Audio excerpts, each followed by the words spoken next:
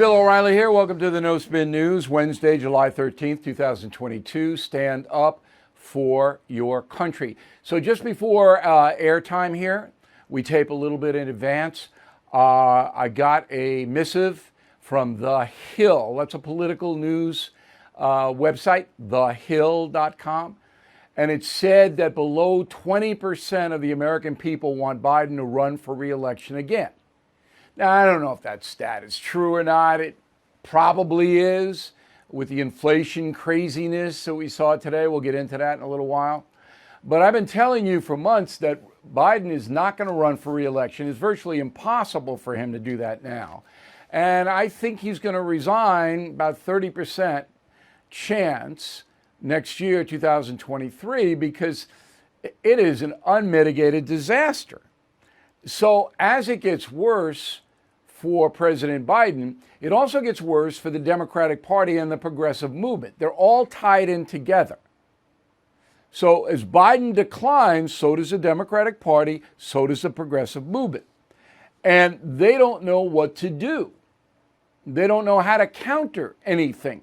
They don't have any ability to problem solve. That was the reason that I opposed Biden's nomination so much, because in his whole history of being in the Senate, the man has never put forth an innovative solution to any problem in his life. He can't do it.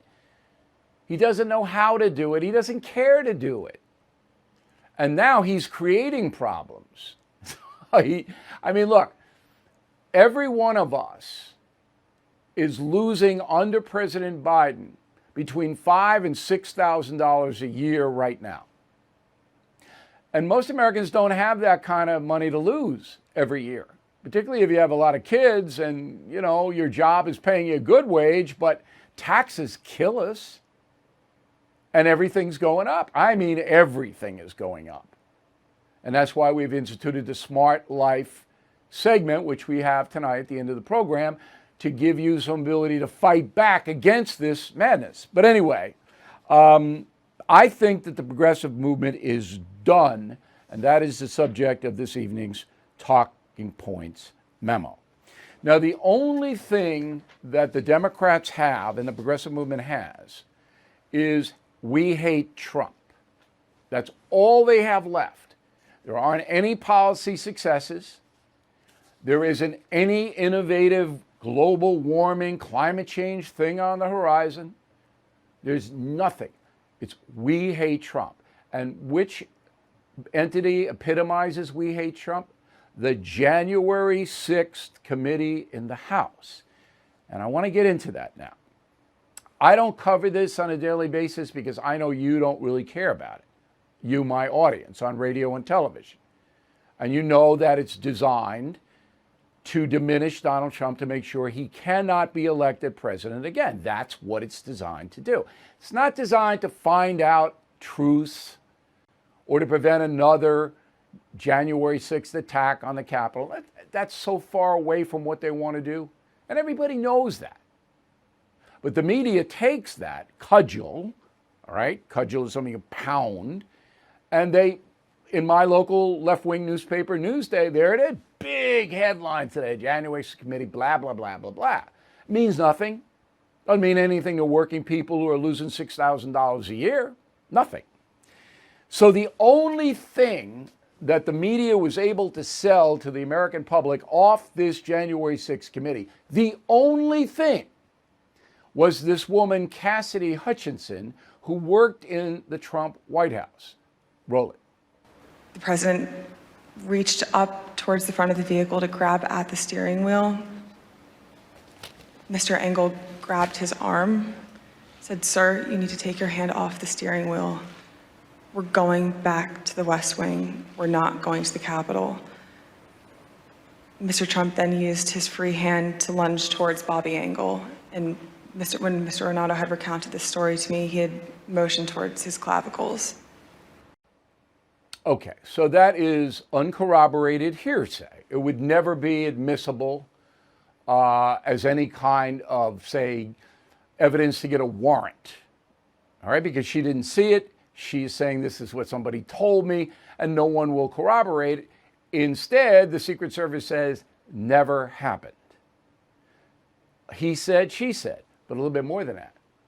So the Secret Service will come in January 6th committee and testify under oath. It never happened. Did they call the Secret Service? No.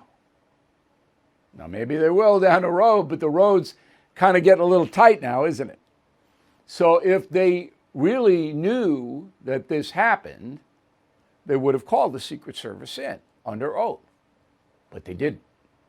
Now, as a journalist and as an American, that tells me this is BS, okay? It's BS.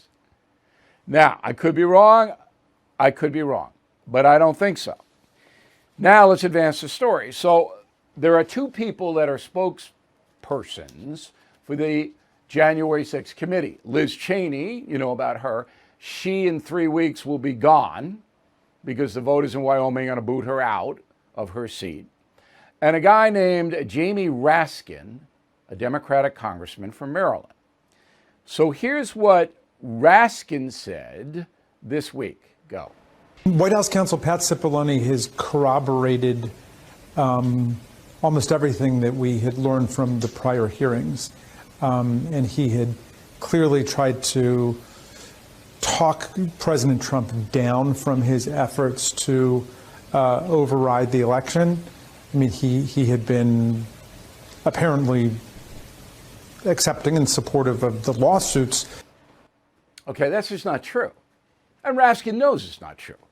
So Cipollone, who was the presidential counsel, his name is Pat Cipollone, I should say. He became counsel December 10th, 2018.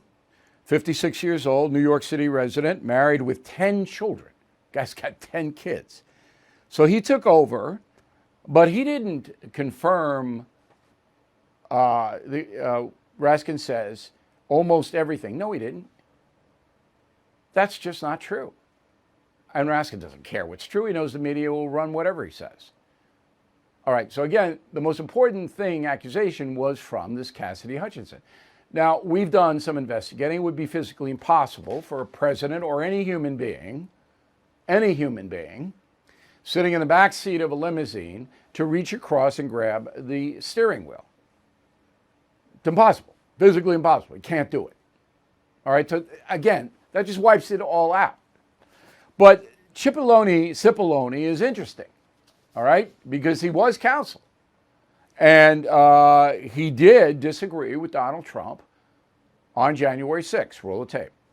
With respect to the whole election fraud issue, to me, it's sort of, if you're going to make those kind of claims, and people were open to them early on because people were making all sorts of claims. And the real question is, show the evidence, okay?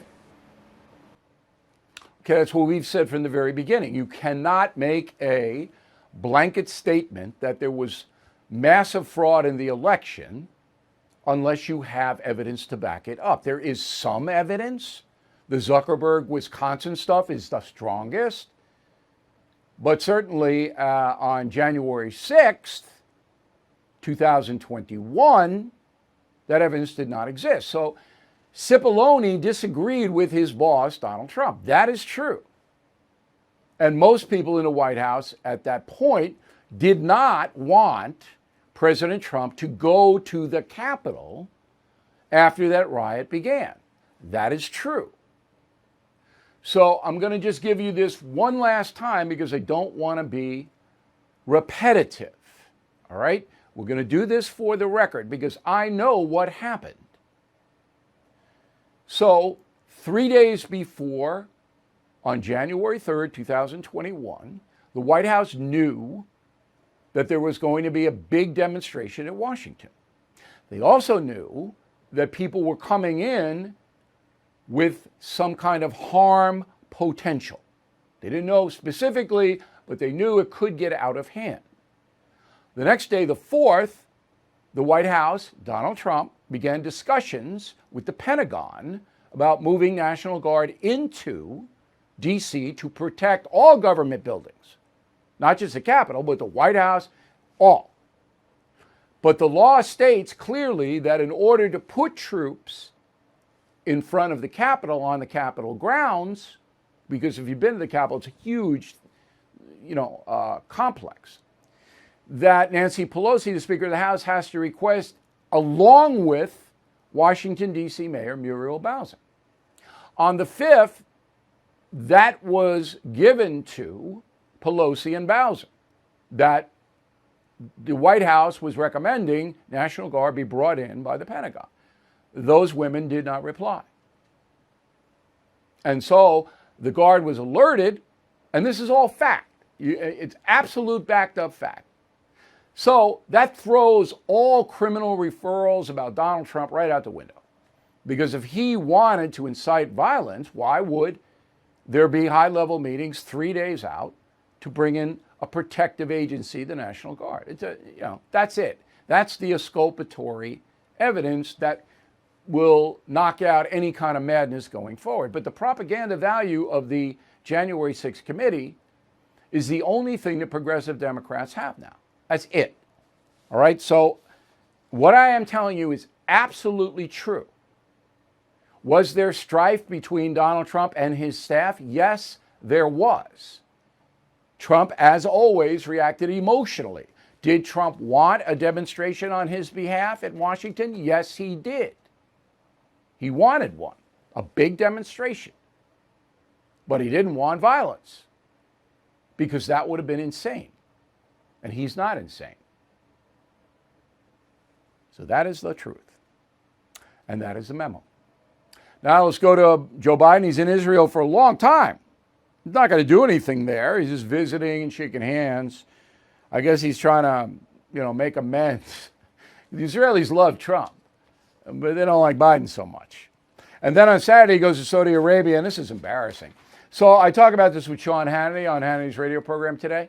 It's embarrassing that Joe Biden attacks the American fossil fuel industry, drives oil and gas prices up in the United States and worldwide, and now has to go to OPEC and plea that they harvest more oil. I mean, come on.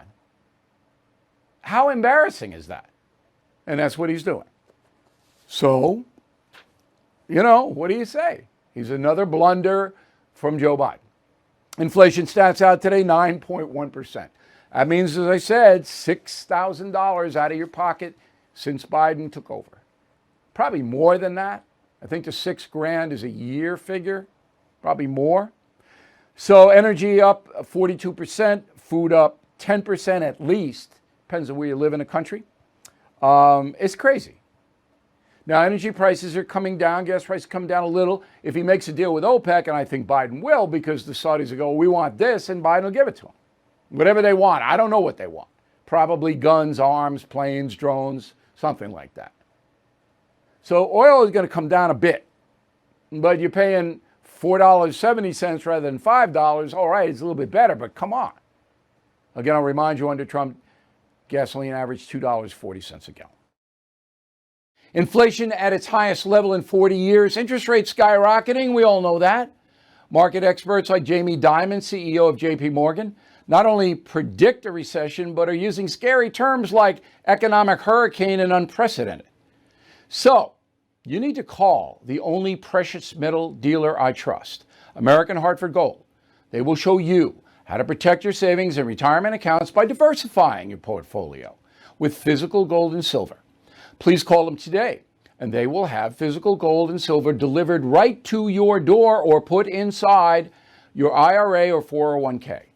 They have thousands of satisfied customers. They're the highest rated firm in the country with an A+ rating from the Better Business Bureau.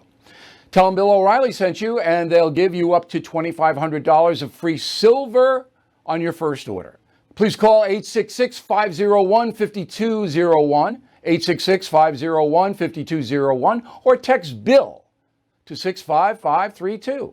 Again, 866-501-5201 or text BILL to 65532. All right, 70% of Americans, according to Magnify Money, which is some group that does this kind of stuff, believe that a recession is coming. It's already here. I told you it's already here. Here are the questions. Do you think a recession is coming? 70s, yes. No, 6. Not sure, 24. Do you feel financially prepared for a recession? Yes, 32. No, 68. What are you doing to fight or prepare for a recession? Cutting back spending 62%. That's absolutely what's happening. And we'll give you some good tips at the end of the broadcast to help you in that regard. Now, in the face of all this, I call them totalitarian left that wants to run the country with no dissent, they attack people like me, all right, and other people because they won't even consider our point of view. And if a lefty like Bill Maher, the comedian on HBO, if he criticizes them, they go crazy. And Dave Chappelle, the comedian, on and on and on and on. So they don't have any sense of humor. That's gone.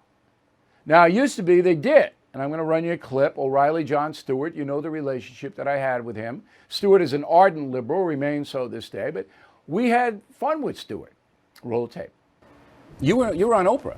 I was on with Oprah. With this book. Yes. I can't get on Oprah. She doesn't like you. I know. Why? Why do you think she doesn't? You're like not me? likable. Is that right? Yes. It's just as simple as that? No, it's not as simple as that. I don't know why. Maybe She likes you. She really likes But you. your books are more polemics. This book is Nonsense. good humor. Nonsense, gibberish, well-crafted satire, depending on if I were on, let's say, a different network. But it's, yes, she enjoys that. She's not as into the polemic, let's say. Okay. So she doesn't want to talk politics with somebody like me. That's right. She'd rather talk nonsense with somebody like you. Now you're understanding daytime television. Well done, sir. All right. So, that was just gold. All right. So we had a good relationship, Jon Stewart and me, and everybody watched, and it kind of brought a little comfort to both sides that you can have that kind of a dialogue. But that's gone. So the guy who knows it's gone is Eddie Scarry, who writes for the Washington Examiner. I want to get that correct. And he's got a little book, cute little book, out, Liberal Misery. You see that little unhappy face there? And he makes the point that it's really brutal out there. Eddie joins us from Washington. When did it change? When did it turn? I would say that there was a real turning point. This has been the case for a while, but when I really started to notice it was in 2020. It was the campaign that was obviously very tense. There was the COVID nagging, stay home, social distance. Why are you traveling? Wear your mask. And then, of course, there were the mostly peaceful George Floyd riots. And in that atmosphere, I started, there were people. I live in Washington, D.C., so most of the people I deal with and associate with just happen to be liberal. It's a very liberal place. There were friends that no longer wanted to talk to me. If I was going on a date or even just like social gatherings, dinner parties, there were people who would suddenly erupt if you disagreed with them, and make you feel very, very uncomfortable, despite the fact that you're a perfect stranger. And yet they felt with impunity that they could say whatever it was they had to say and everyone should agree with it. That was when I started feeling the misery. And I would ask myself, why are liberals so miserable? And then I found while researching my book that there's actually a lot of data, surveys, and studies that answered that exact question. All right, but I think you hit it. It was Donald Trump's election that really put the progressives into the miserable category. Number one, Yes. They couldn't believe it, that he was elected. And number two, they hate him so much. It's a visceral, emotional hate to this day. No matter how much Joe Biden destroys the country, no matter how many problems Biden brings, they would still vote for Biden over Trump. And that kind of irrational hatred, that just threw all discourse out. The clip I used with Jon Stewart was 2010. And, it was intense. The Iraq War was intense. Barack Obama was intense. A lot of conservatives didn't like him. But you could still have that kind of, genial back and forth. And now you can't. You never. Do you see any of that on cable TV or network TV? Any of that back and forth that Stewart and I once did? No, absolutely not. One thing I will say is, yes, I do think that Donald Trump, the election of Donald Trump, kind of put this whole thing on steroids because he is everything and his supporters are everything that liberals hate: masculinity, independence, strong independence. and I would say even patriotism for this country. But I that was something I also wondered was, did it 100% start there? But there were, like I was telling you, there's all these surveys and studies about this. I found that, Pew, Gallup, they tend to ask similar questions each year. I went back to the Obama years and found that they were kind of expressing the same sentiment. They were Democrats and liberals were more likely to express a less satisfaction with their lives in every aspect, by the way. They were more likely to say that they would block somebody on social media because they didn't agree with them. More likely to say they're less happy with their marriages, their families, where they live, what their jobs are. So it wasn't just Trump, but yes, I do think that he put it on steroids. And then they to your other emerged point, then, right? And one of the surveys that you cite in your book says that religious people are the happiest group in America. yes, so if that's, you're a that's believer, something associated.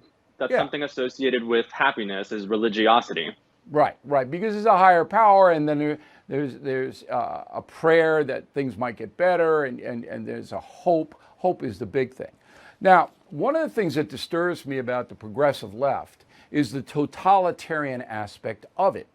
And the media has propped that up. So Hollywood, almost 100% now progressive.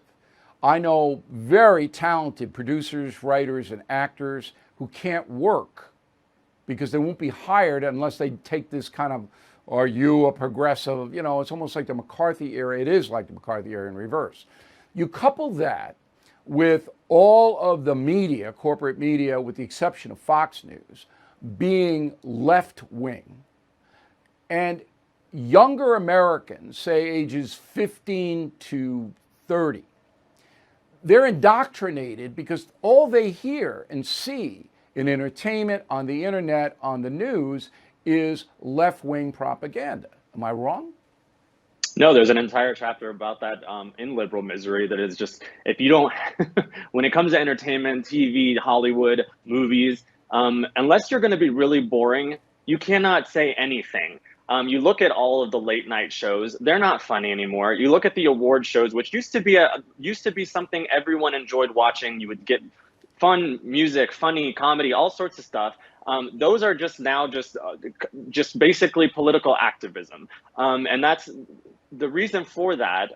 Is something I found was just that there's this all-consuming nature about politics with liberals and Democrats. It's what they wake up thinking about. It's what they go to bed thinking about. It has become something that they cannot take a break. That's why they can't entertain an idea, as you were just saying. Liberals don't want to see Jon Stewart with Bill O'Reilly. They want to see Jon Stewart with Noah whatever, the guy who replaced him. They want to see, and that guy is so unfunny. I cite him as an example in the book. He basically comes on TV and just says everyone's racist. That's his comedy routine. Right, but none of them So are yes, successful. the entertainment is gone. Right. The three late night hosts are not successful. They don't draw an audience.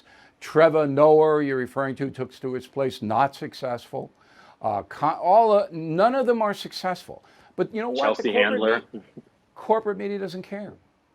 They don't care. No. They're taking less profit because they want that ideology front and center rather than a Johnny Carson or a Jay Leno or even Letterman. Because I had a lot of good back and forth with Letterman. Okay? They would rather have fewer viewers than to stop the progressive madness. Last word. Yeah, and because this is another theme in my book, that corporations, the reason why everything is so woke now is because the left has pressured them and said, we are going to destroy your company if you don't come out and say exactly what we want you to say. You do not see that on the right. And that's another factor of liberal misery. All right, the book Liberal Misery, How the Hateful Left Sucks Joy Out of Everything and Everyone, out now in softback. So it's not going to cost you a lot of money to read Eddie's book, and I think you'll learn something from it. Thanks, Ed. We appreciate you coming on. AMAC, the Association of Mature American Citizens, is the leading conservative advocacy and benefits organization in America. I am an AMAC member, and you should be too. AMAC gives you access to exclusive benefits, insightful takes on today's news, and a magazine full of uncensored content that you will not find anywhere else. Most importantly, AMAC is working tirelessly to preserve the freedoms enshrined and secured by our Constitution. AMAC has become one of the most impactful organizations in America because more than just talk, AMAC gets things done. They are pushing back against the efforts to defund our police, weaken the borders, and replace your freedom with government control. But they need your help. Stand with me and more than 2 million patriots and join AMAC today at amac.us. That's AMAC.us. amac.us, and tell them O'Reilly sent you. Okay, so the Smart Life segment, and we need your help. If you have tips that can save your other fellow Americans money or smart things that you do, send them to us and we'll tell millions about them. All right, so for example, Alan Bourne in Wheeling, Illinois says, hey, Bill, when I go to a restaurant beforehand, I go to the website so I know what I'm getting into and I can calculate what I'm going to buy there. Very good. I do that. Kim, Atlanta, Georgia, Amazon Prime Day is Tuesday and Wednesday. And if you go there, you can get huge discounts on most stuff. I pre-ordered Killing the Killers with the discount, and we'll do the same thing with Killing the Legends. All right, Amazon Prime Day, Tuesday, Wednesday. I guess they switch it around, but yeah, you can buy food there, you can buy everything there. That's a great tip. Craig Chemily, Tingsboro, Massachusetts. When I buy something online, which everybody does now, I immediately go and Google the product, and often they have discount coupons. Whoa, what a good tip.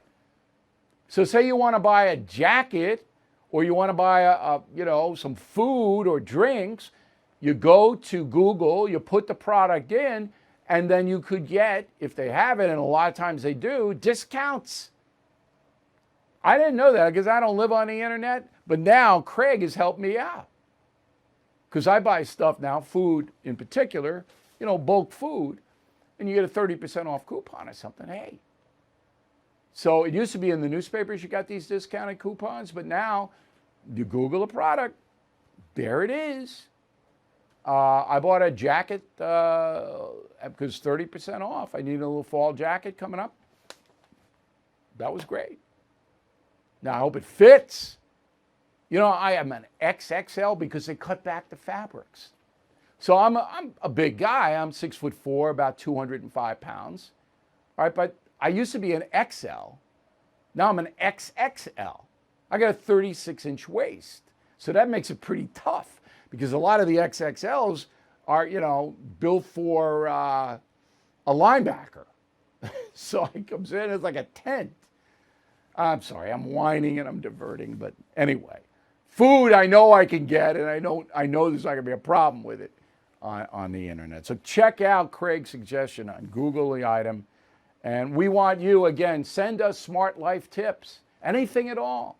Help your fellow Americans. We got to fight this Biden incompetence. That's what we're doing here. We're giving you tips to fight this craziness so you don't lose $6,000, $7,000 a year. Thank you very much for listening on the radio, watching the No Spin News on our distributors all over the world. We are very pleased you take the time. We'll see you again soon. If you are stuck in a timeshare and you haven't called Lone Star Transfer yet, what are you waiting for?